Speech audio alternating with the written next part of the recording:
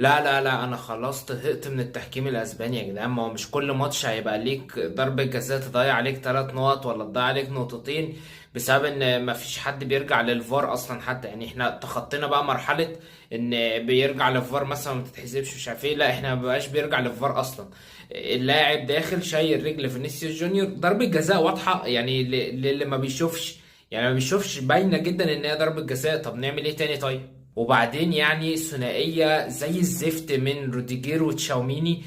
الجون اول بالهيد وما بينهم وتشاوميني رايح يمسك الهوا وفاسكيز رايح يمسك الهوا، واللاعب يخش يحطها بدماغه عادي. والجون التالت انتوا الاتنين واقفين وسابقين ايزي ده وهو داخل ويحط الكرة برجليه عادي جدا ولا كأنكم واقفين. في النهاية تتعادل 3-3 مع رايو فايكانو. فالفيردي قدر ان هو يسجل هدف علشان يقلص الفارق من 2-0 ل 2-1.